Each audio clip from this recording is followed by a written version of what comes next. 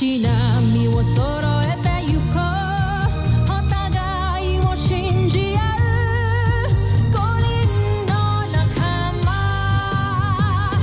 ボルテス5に預けた命飛ぶぜ宇宙の果てまでもみんなの笑顔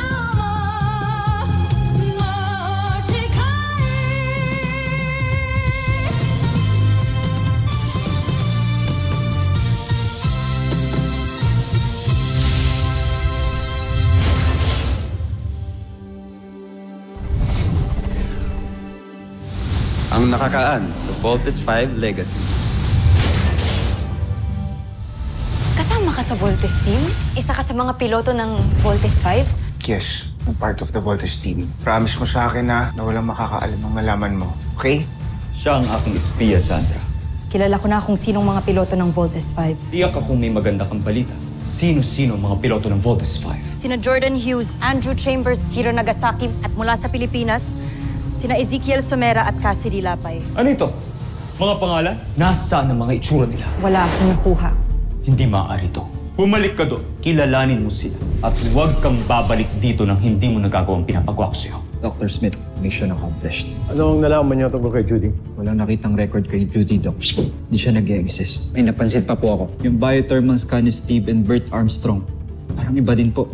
Kung ano man maging resulta ng report mo, ay mananatiling confidential. Tignan mo to. Ano po ito? Biothermal scan ng grupo nyo. I-check mo yung kay Judy. Siya lang ang naiiba. Because she's not human. She is an alien. Hindi po totoo yan. And Judy is a Bosenian.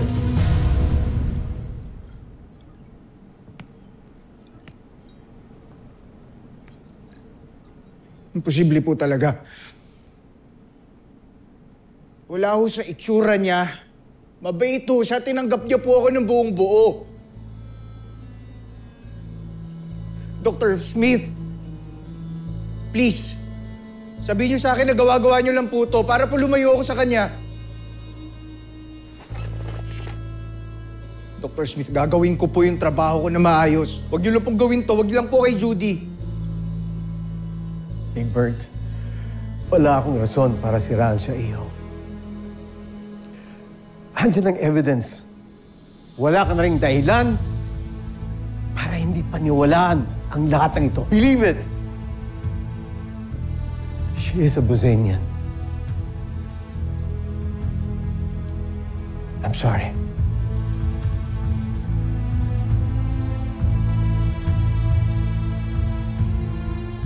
Sergeant Major.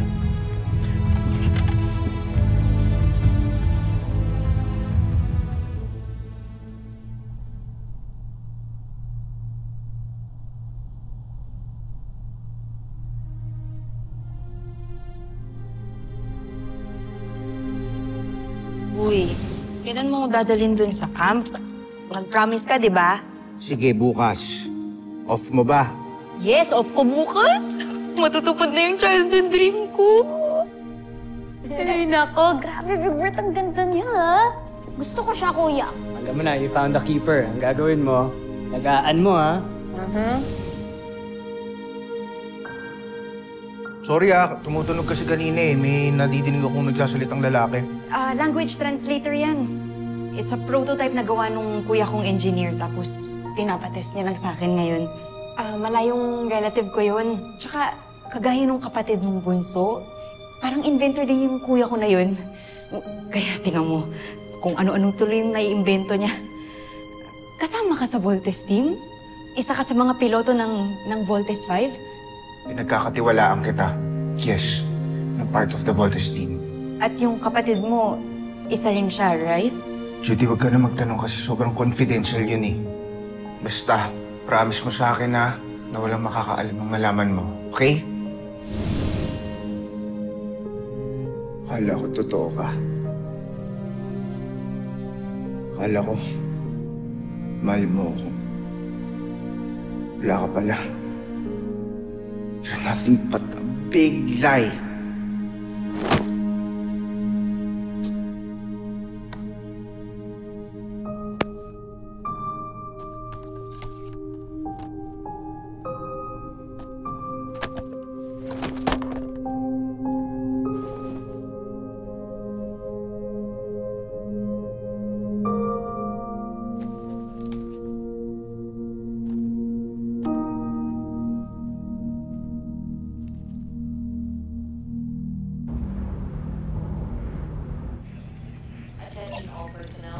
Bro, gising na. Breakfast na tayo. Big Bird, huwag ka nang matulog dyan. Halika na, bangon na. Nag-aalala na ako sa'yo, ha? Ngayon ka lang di sasabay sa breakfast. May bacon. Maubusan ka. Big Bird.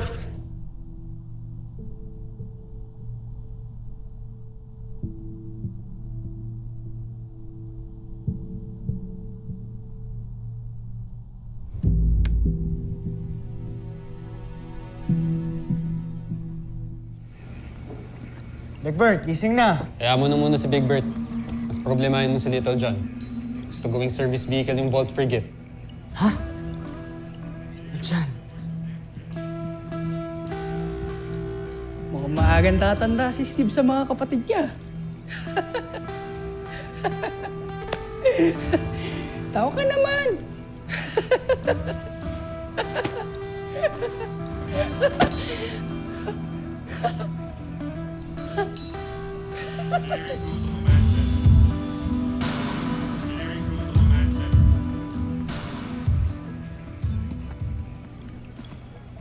Little John, alam mo naman nakakampi mo ako, di ba?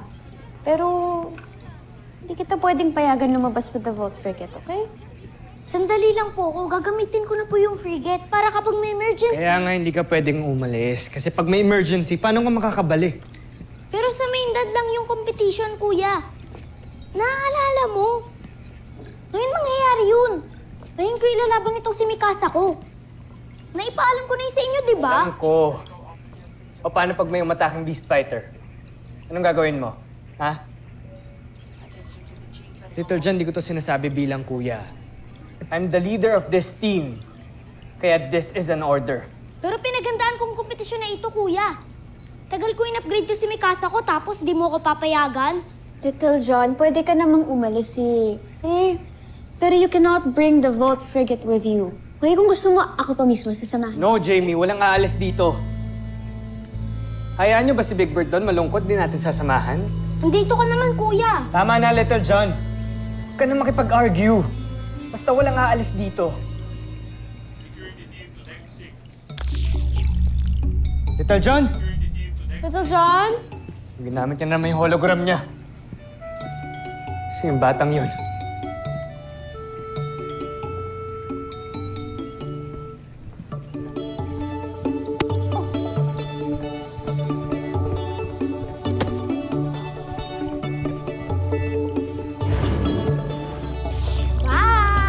John! Little John!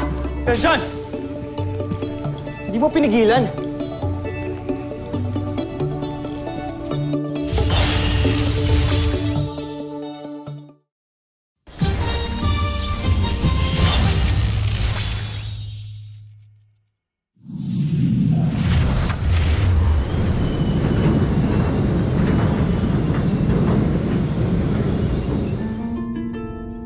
Sandali. Ano ito? Saan kaya pupunta ang isang yan? Bakit mag-isa lang siya? Suguri mo! Hindi na kailangan. Jomfrey. Hindi kumpleto ang Voltes 5, kaya hindi sila mabubuo. Sabihin mo kay General Draco, pasugurin ang ating Beast Fighter. Masusunod, Jom.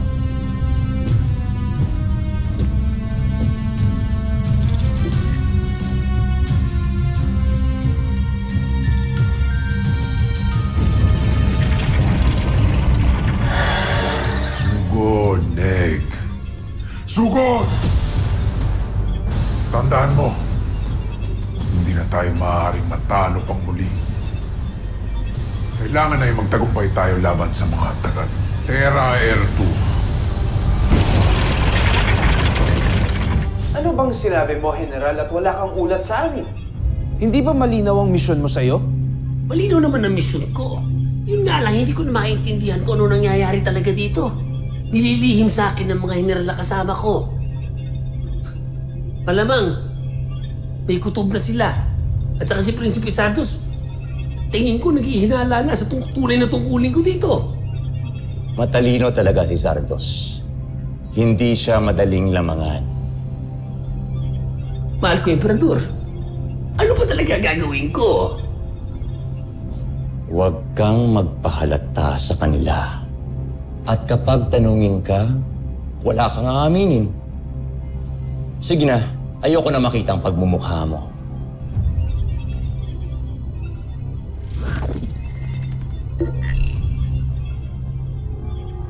Kanjuwait ang buhay ito. Kamahalan, mukhang hindi na masaya ang larong ito. Dapat ba natin palitan si Prinsipe Zardos?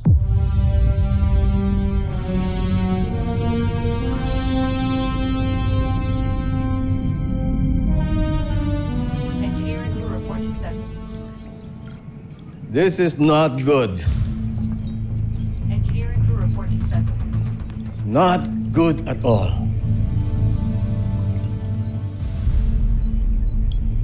Permission to leave, Doctor. Pupuntahan ko po si Little John. No, Steve. I can't afford na pati ikaw umalis. Pwede bang taong sumundo kay Little John? Sergeant Major, magpadala ka ng tao. Sunduin si Little John. We need him. At ang frigate, ibalik dito sa base. Yes, Dr. Smith.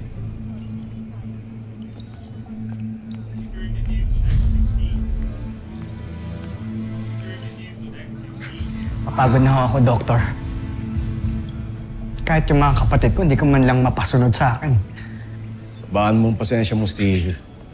Alam mo namang bata pa si Little John. Doktor, mabuti ho sana kung si Little John lang. Pati ho si Big Bert, ayaw niya akong kausapin. Nagkukulong siya sa kwarto niya. Ano bang nangyari? Bakit po masama yung loob niya, Dr. Smith? I'm sorry, Steve. Huwag mo nang piliting alamin. Unless magkusa na magsabi si Big Bird. For now, si Little John muna ang problema natin.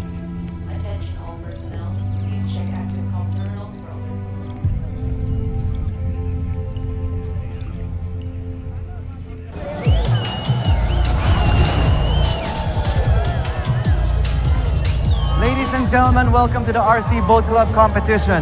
Captains, are you ready? Ready! 1, 2, 3, go!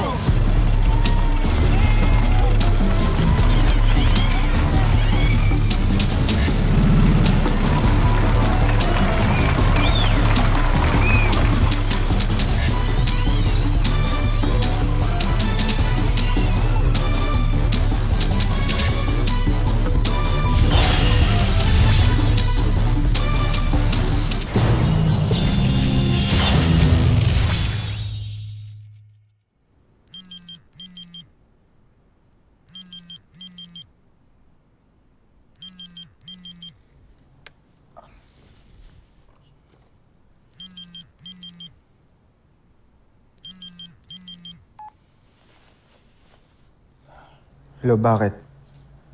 Bakit ang sungit mo? Nakamusta lang naman kita. How are you, mahal ko?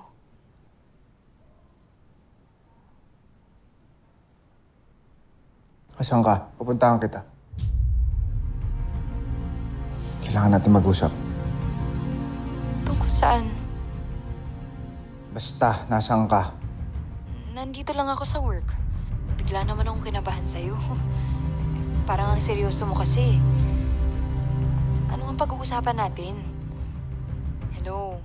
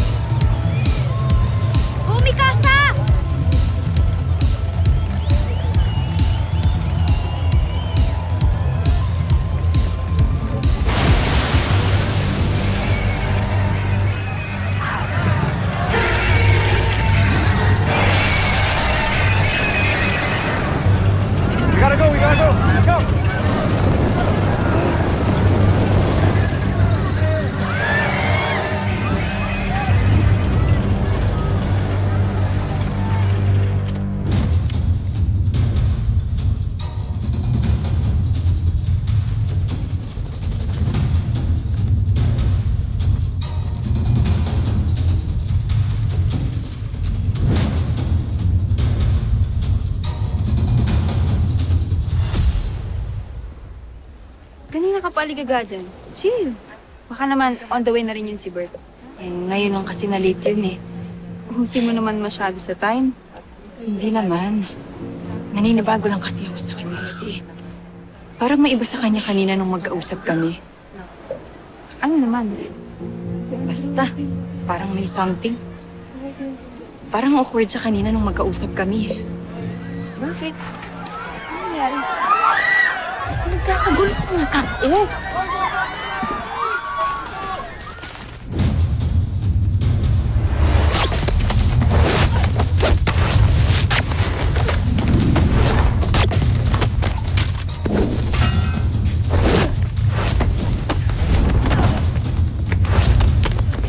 Sino ka? Sino ka? Camp Big Falcon, come in! Little John, we copy. Do you hear me? May emergency po! May dumating na beast fighter! What? Little John, back to base. Huwag kayo magpanik! Huwag kayo magpanik! Chip Kelly, sound the alarm. Battle stations! Defense protocols and engaged!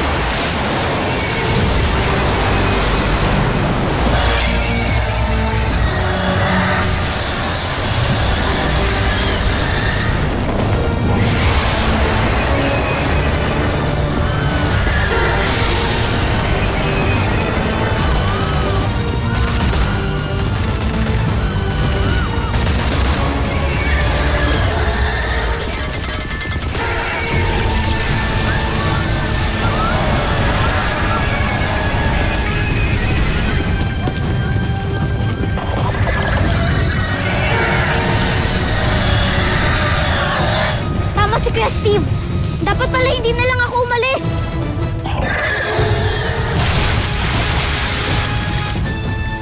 Frigate Autopilot, activate!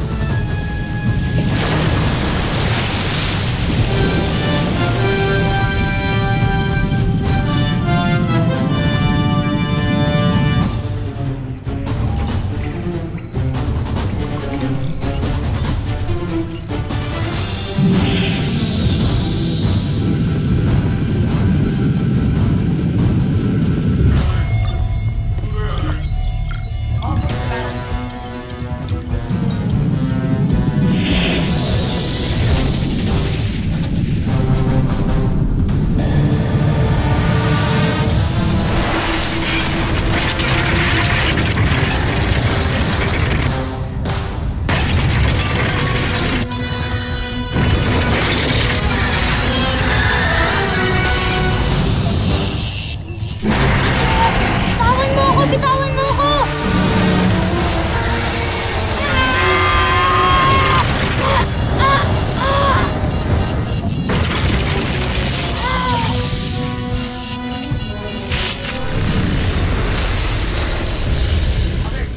Ano si Little John?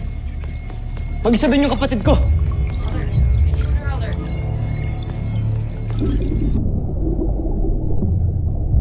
Sana nakinig din ako kay Kuya Steve. Sorry, Kuya Steve. Hindi na ako ulit magdidisobey sa'yo. Sana di ako makita ng kalaban.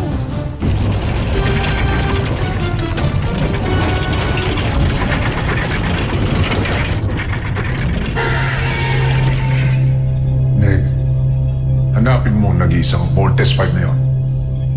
Wasakin mo ang kanyang sasakyan at paslangin mo ang sino mang nagpapaandar sa kanya. Nang sa gayon ay hindi na mabuo pang muli ang Voltes 5. Siguraduhin mo, Nick, hindi na siya aahon pang muli.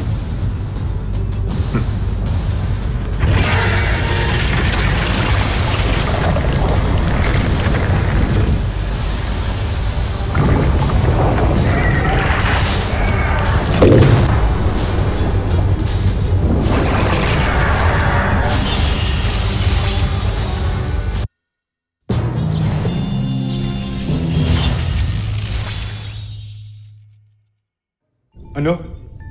Isang paslit ang isang piloto ng Voltes 5. Akala yata ng mga taga-Terra Air 2 ay laro lamang ang mga kaganapang ito. Diyan sila nagkakamali. Sige pa, Neg. Huwag mong titigilan ang isang yan hanggat sa hindi mo siya napapaslang at nawawasak. Siguro'y nag-aalala na ngayon ang kampo ng kalaban. Hindi nila alam kung anong sorpresa nag-aantay sa kanila.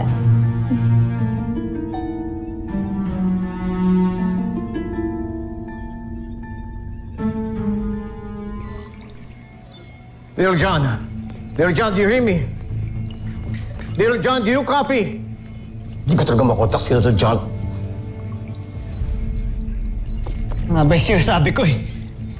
Pinagbawalan ko ng pumunta yan dyan kanina eh. Mabuti pa, pumunta na tayo sa harbor. Yes, please, come on, let's go!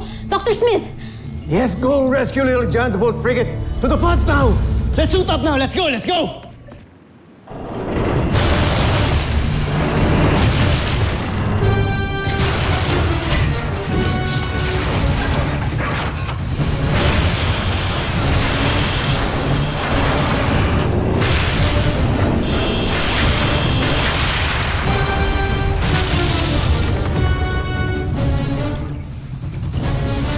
Susunod sa Voltes 5 Legacy. The camp is under attack and our jet fighters one out of ammunition. We need your support now. We fight until we can. We still have Voltes 5, pero kailangan natin silang tulungan. Dala-dalawa na mga kalaban natin ngayon.